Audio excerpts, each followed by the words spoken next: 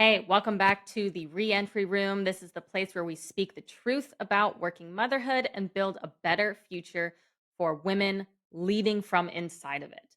I'm Alexis Starks, a leadership expert, speaker, founder, and CEO of Executive Moms, and mom to two little toddlers.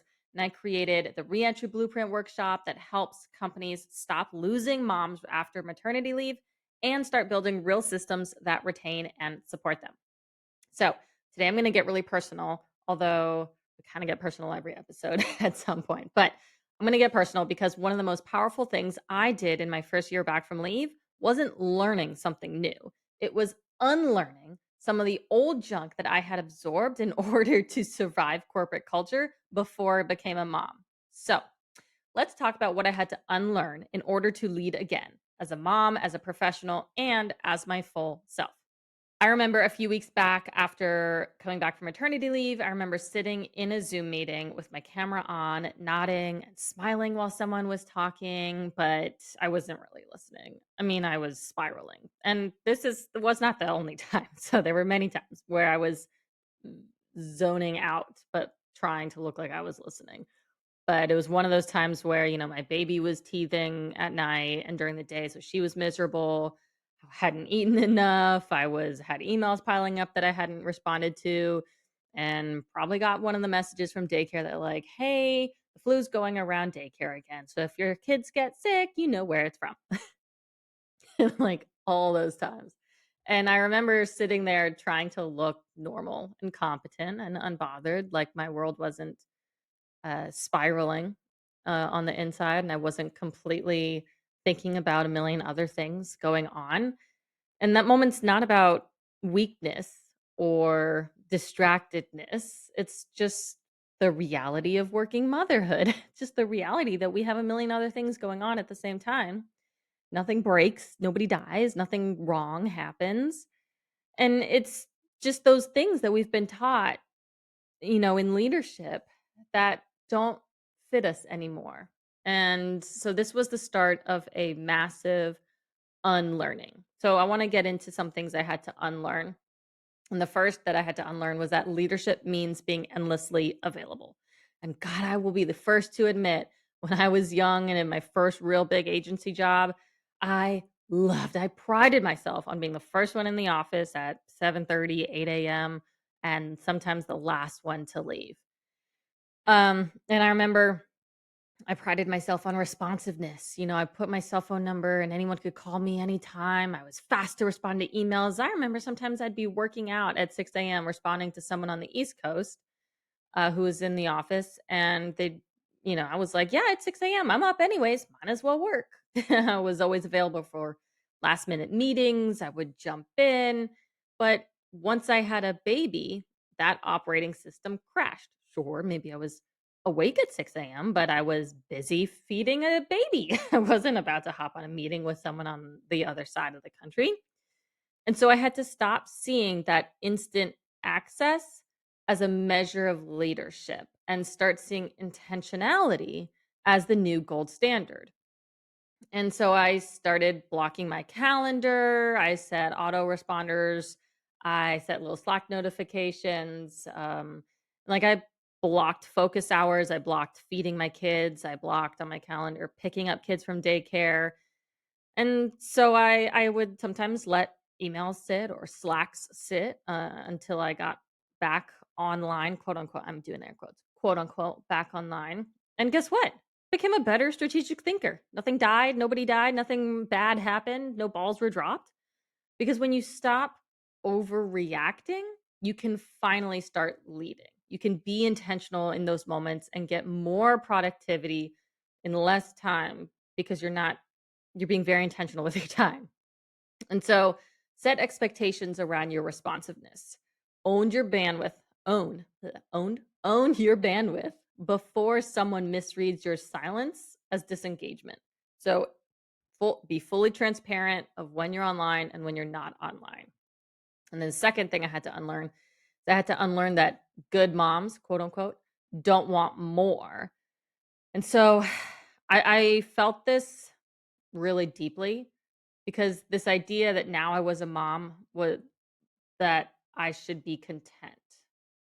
right? I should be grateful I have a job. I should be grateful it's remote and I can have my baby at home. I should be grateful that it pays well, grateful it has insurance. But that's not true, right? Like I wasn't content.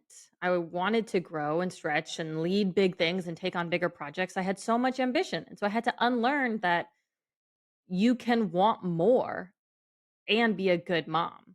And so, in spite of being a mom, or I guess because I was one, motherhood made me more ambitious. And it sharpened my ambition and it made me crave purpose and impact and fulfillment. And so don't downplay your ambition. If you're a new mom, if you're a mom and you feel more ambitious, lean into that, reclaim it, own it. You're allowed to be nurturing and unapologetically driven. So another thing I had to unlearn was that saying no makes you difficult because it doesn't. So when you return from maternity leave, when you have a baby, when you have young kids and you're trying to work, there's this pressure to be the good soldier, air quotes, good soldier, to show gratitude, to not make waves, to just come back to work and hop back in and, just do like you were doing before. And so I said a lot. I said yes a lot. And then I realized that saying yes to everything was too much for me. And I wasn't able to be me. And I wasn't protecting my zone of genius, if that makes sense. I was just surviving my calendar. And so as much as I was very ambitious, you still have to learn that you can say no to things that don't fit you, that don't align, rather than saying, yes, I want to take on every new project because you're trying to prove that you can still handle things. Be more intentional with what you take on so that it shows off your leadership skills or that it adds to your impact, things like that. Because I found that that would lead to burnout very quickly. Trying to take on everything, trying to say yes to everything, because I was trying to prove that I could still handle it. I was trying to prove that I could handle motherhood and work. And so saying yes to everything meant chipping away at my freedom and my work life balance and mental health. So remember to um, remember to say no sometimes. That saying no is strategic and it teaches people what you do say yes to. And that's influence. Okay. The fourth, I think? Yeah. Fourth thing I had to unlearn was that I needed to quote unquote bounce back to be credible.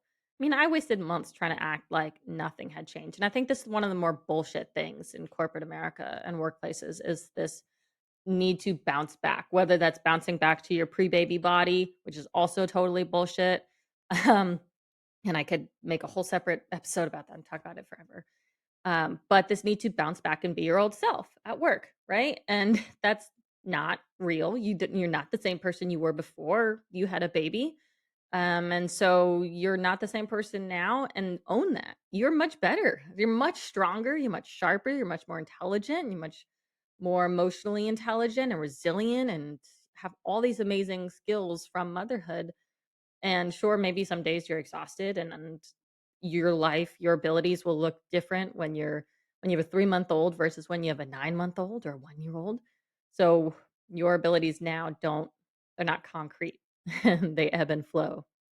But this is where you need to learn that you don't need to bounce back.